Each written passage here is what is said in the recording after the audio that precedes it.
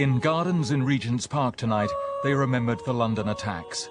These were the people whose lives were changed on July the 7th. These were their tributes, the words of a song dedicated to a lost stepdaughter. A poem read by a daughter who lost her mother. Who says you are no more? Who says you are no more? How can you not be? Hold our hands,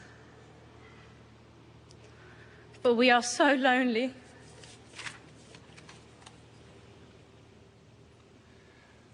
Then the names of the 52 people who died in the bombings were read out. Lee Baisden, Benedetta Chacha, Richard Ellery, Richard Martin Gray. Earlier today, a survivor, Michael Henning, returned to the Tube, taking the same journey to Aldgate he made last year, when he stood just 6 feet from one of the suicide bombers. It's something that I need to do. It came from deep inside.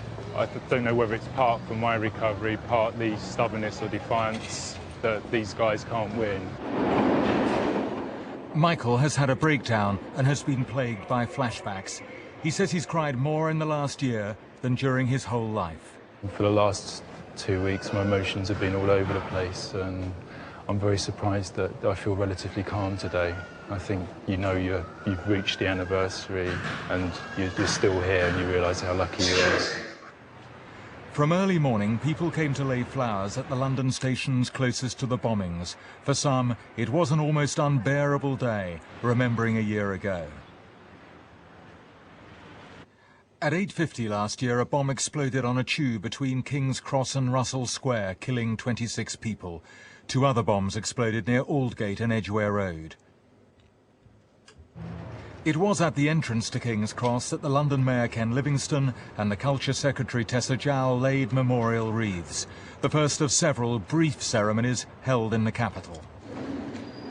For some survivors, it was important to be here today. I just remember seeing the people in there and seeing people dying, and I think coming back today is really for them, because I wanted to pay my respects, having felt that sort of, an attachment to them in that hour that we were down there. Last year, another bomb had exploded on the number 30 bus in Tavistock Square, killing 13 passengers. Here too today, a ceremony was held. Among those laying wreaths was George Saradakis, the driver of the bus, still mourning for his passengers.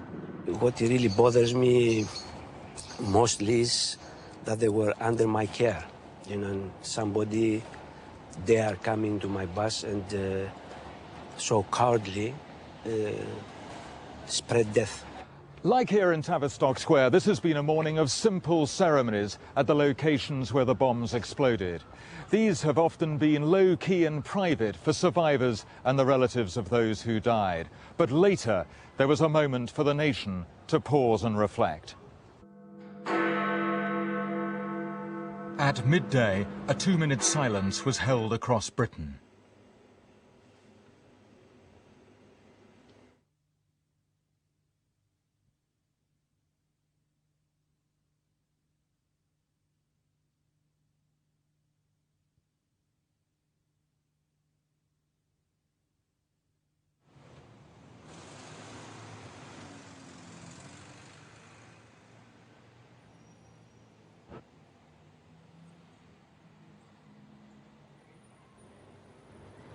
In Beeston too, where 3 of the bombers came from, more than 50 people stood outside a college to observe the silence. For many people, like Michael Henning, today's events were part of his long fight back. It seemed very real. The images from last year were very real in my head, and the noises and the screams I heard, that they were very real. And it was good to stand momentarily where I'd originally intended to, which would have taken me next to the bomber. And luckily I didn't that day, and I survived. But for others like Dania Garodi, who lost her sister Michelle, this anniversary brought back all the hurt and loss of last year. I think for me it was a day when I can remember how she died and how these people died. It wasn't a day about celebrating their lives or anything like that. It was about remembering how they died, which was very painful. Probably today was my breaking point. Amidst all the floral tributes, this was a day of healing and a day of pain.